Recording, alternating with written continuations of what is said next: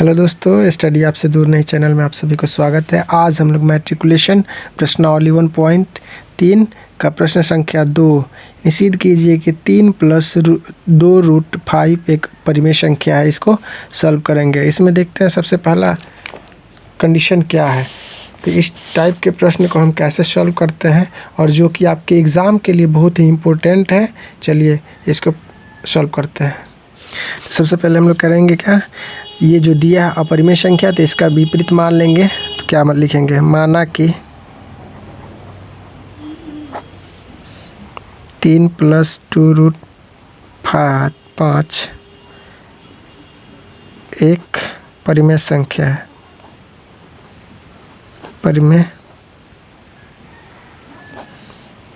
संख्या है।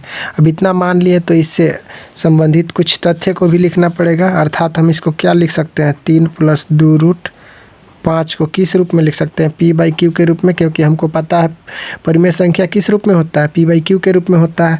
और जहाँ q होता है नॉट इक्वल टू 0, यानी q कभी भी 0 के इक्वल नहीं होगा, कुछ न कुछ होगा। या इसको ऐसे भी लिख सकते हैं, या p और q यानी p और q का HCF कितना होना चाहिए, हमेशा 1 होना चाहिए। ठीक है, नॉट इक्वल टू 0, कम से कम मतलब ये जो होगा एक दूसरे का अभाज्य गुणनखंड q not equal to 0, q जब कभी भी 0 के बराबर नहीं होगा। और HCF इसका जो होगा p और q का हमेशा 1 होना चाहिए। ठीक है, एक दूसरे का सहअभाज्य होते हैं।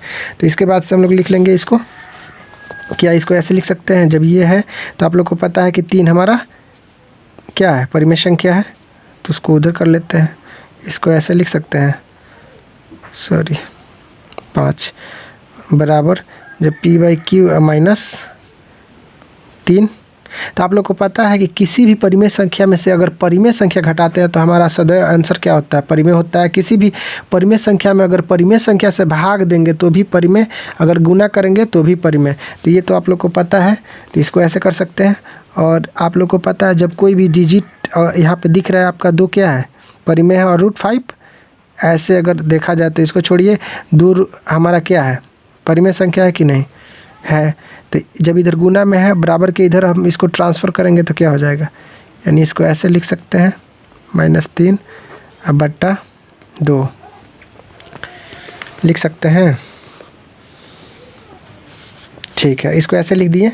उसके बाद से इसको हम एक समीकरण मान लेते हैं। ठीक है, समीकरण मान लेते हैं। और चूंकि देख रहे हैं तो क्या हो रहा है, यानी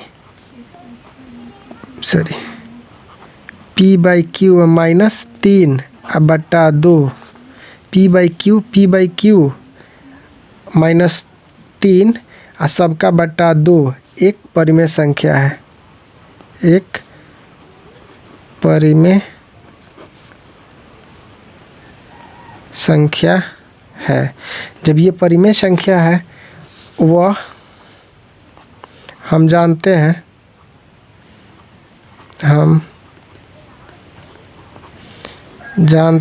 कि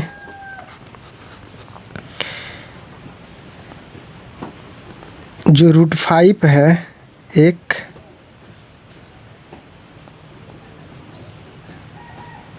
अपरिमेय संख्या है। और हम यह भी जानते हैं कि √5 एक अपरिमेय संख्या है, क्योंकि कोई भी संख्या जो रूट के अंदर होती हैं वो अपरिमेय संख्या होती हैं। आप लोग को ये बात पता होना चाहिए। अर्थात हम कह सकते हैं कि ये जो होगा √5 नॉट इक्वल टू p/q -3 सबका बट्टा 2 हो सकता है कि नहीं हो सकता है, हो सकता है। क्योंकि जब इधर वाला पार्ट हमारा परिमेय संख्या और हमको ये पता है कि √5 एक अपरिमेय संख्या होती है, तो कैसे हो सकता है एक परिमेय संख्या अपरिमेय संख्या के बराबर हो सकता है, कभी नहीं होगा।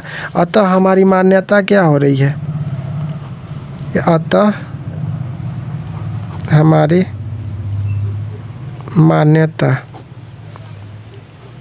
का विरोधाभास स्थिति उत्पन्न हो रहा है, यानी विरोधाभास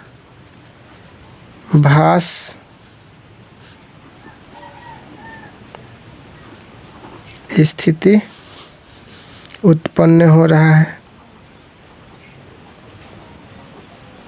उत्पन्न हो रहा है। इसीलिए हम कह सकते हैं कि इतना जो होगा एक अपरिमेय